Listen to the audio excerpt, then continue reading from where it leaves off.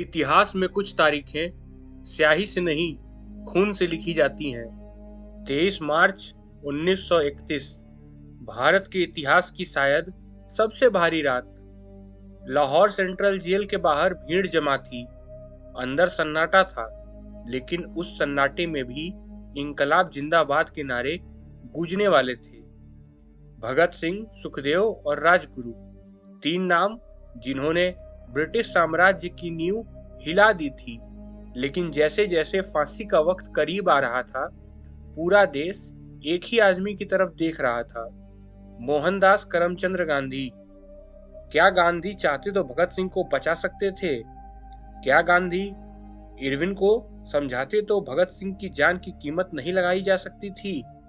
या फिर सच कुछ और था जो इतिहास की किताबों के पन्नों में कहीं खो गया? हम 1931 के उस दौर में चलेंगे, फाइलों की धूल झाड़ेंगे और उस सच का सामना करेंगे जो आज भी हम भारतीयों को परेशान करता है कि क्या गांधी जी भगत सिंह को बचा सकते थे और उन्होंने उन्हें जानबूझकर नहीं बचाया। इस कहानी को समझने के लिए हमें फांसी के फंदे से थोड़ा पीछे जाना होगा। 1920 का दशक भारत में आजादी की लड़ाई दो रास्तों पर चल रही थी। एक रास्ता था बापू का, सत्य और अहिंसा का। उनका मानना था कि अगर हम हिंसा करेंगे तो हम में और अंग्रेजों में कोई फर्क नहीं रह जाएगा। दूसरा रास्ता था क्रांतिकारियों का। हिंदुस्तान सोशलिस्ट रिपब्लिक एसोसिएशन नौजवानों का एक समूह था जिनका खून गर्म था, जिनका मानना था कि बहरे कानों को सुनाने के लिए धमाकों की आवाज होती है। भगत सिंह गांधी जी का सम्मान करते थे, लेकिन असहयोग आंदोलन यानी कि नॉन कोऑपरेटिव मूवमेंट के अचानक वापस लिए जाने से वो नाराज थे। यहीं से रास्तों का अलगाव शुरू हो गया था। गांधी जी को डर था कि हिंसा का रास्ता जनता को अराजकता की ओर ले जाएगा, और यही वैचारिक मतभेद आगे चलकर उस फैसले की वजह बना जिस पर हम आज बात करने वाले हैं।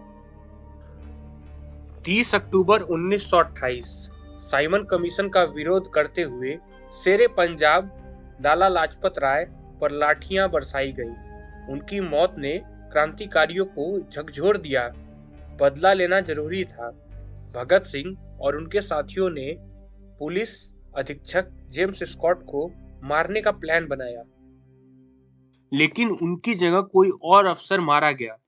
इसके बाद 8 अप्रैल 1929 को सेंट्रल असेंबली में बम फेंका गया। ध्यान दीजिए, यहाँ एक बहुत महत्वपूर्ण बात है कि गांधी जी ने इन घटनाओं की कड़ी निंदा की थी। उन्होंने अपने अखबार यंग इंडिया में लिखा था कि बम की पूजा देश के लिए खतरनाक है। गांधी जी के लिए गोल से ज्यादा साधना महत्वपूर्ण थी। यहीं से यह तय हो गया था कि कांग्रेस आधिकारिक रूप से क्रांतिकारियों का समर्थन नहीं करेगी। जेल के अंदर भगत सिंह और उनके साथी एक अलग ही लड़ाई लड़ रहे थे। यह लड़ाई थी पॉलिटिकल प्रिजनर यानी कि राजनीतिक कैदी का दर्जा पाने की। 63 दिनों की ऐतिहासिक भूख हड़ताल, जतिन दास की शहादत। इस दौरान भगत सिंह का लोकप्रियता आसमान छू रही थी। इतिहासकार बताते हैं कि उस वक्त भारत में भगत सिंह का कद महात्मा गांधी के बराबर और कुछ जगहों पर तो उनसे भी बड़ा हो गया था। कांग्रेस के युवा नेता सुभाष चंद्र बोस और पंडित नेहरू भी भगत सिंह के समर्थन में थे। गांधी जी पर अब दोहरा दबाव था। एक तरफ अंग्रेज सरकार जिससे उन्हें बात करनी थी, और दूसरी तरफ भारत की जनता जो भगत सिंह को बचाने के लिए मांग कर रही थी। फिर आता है फरवरी 1931। दिल्ली में गांधी और वायसराय लॉर्ड इरविन के बीच लंबी बातचीत शुरू हुई। इसे गांधी इरविन पैक्ट कहा जाता है। 17 फरवरी 1931 गांधी जी ने पहली बार इरविन के सामने भगत सिंह का मुद्दा उठाया। इरविन ने अपनी डायरी में लिखा है, गांधी ने मुझसे भगत सिंह के बारे में बात की। उन्होंने फांसी की सजा माफ करने की अपील नहीं की, लेकिन यह कहा कि मौजूदा हालात में फांसी को कुछ समय के लिए टाला जा सकता है। यह शब्दों का खेल समझिए। गांधी जी ने भगत सिंह के लिए माफी नहीं मांगी, उन्होंने सस्पेंशन की बात की।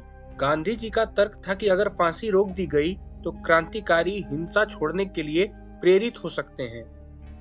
गांधी जी ने कहा, लॉर्ड इरविन, अगर आप फांसी को मुलतवी कर दें तो इससे शांति का माहौल बनेगा। यह एक मानवीय कदम होगा।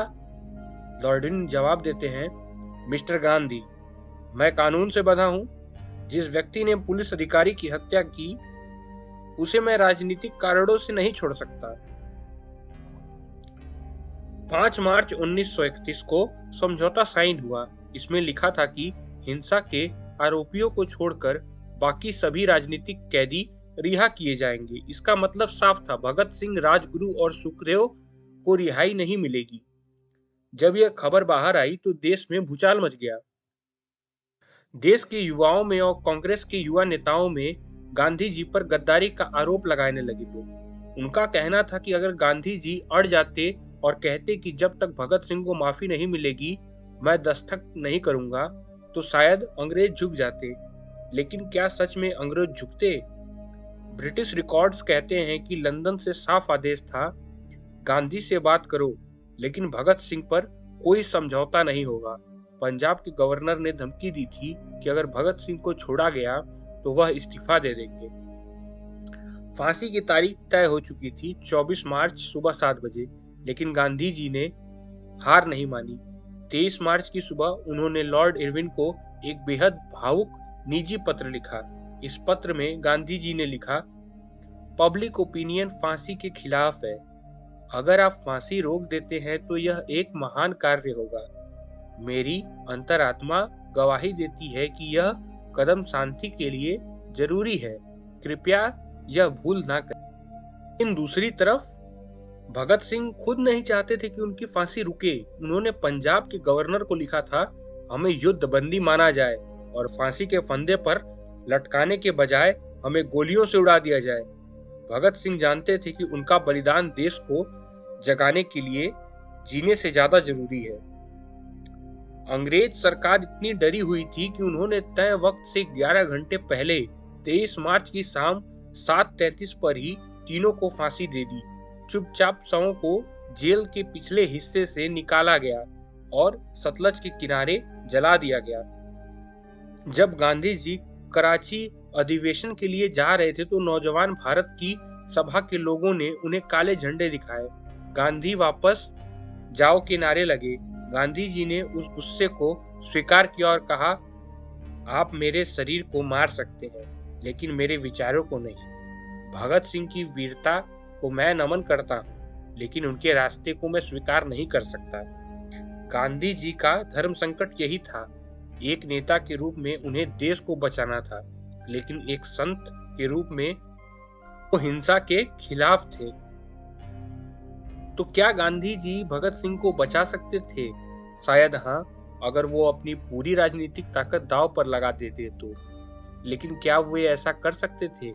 जवाब है नहीं, क्योंकि यह उनके जीवन पर एक सिद्धांतों के खिलाफ जाने वाली बात होती। इतिहास को ब्लैक एंड व्हाइट में देखना आसान है, लेकिन हकीकत ग्रे होती है। उस समय दो सही एक दूसरे के खिलाफ खड़े थे। एक तरफ आजादी के लिए अहिंसा का प्रयोग कर रहे थे और दूसरी तरफ आजादी के लिए सर्वोच्च बलिदान दिया जा रहा था। आज हम आजाद हैं और इस आजादी में गांधी के चरखे का भी धागा है और भगत सिंह की फांसी की रस्सी का भी रेशा है। तो मैं फैसला आप पे छोड़ता हूँ। आप अपना फैसला हमारे कमेंट सेक्शन में बताइए कि आपको क्या लगता था कि गांधी जी भगत सिंह को बचा सकते थे या फिर नहीं। और इसका फैसला आप आंख बंद करके नहीं, तथ्यों के आधार पर कमेंट सेक्शन में जरूर बताइए। मिलते हैं अगली वीडियो में, तब तक जय हिंद, जय भारत।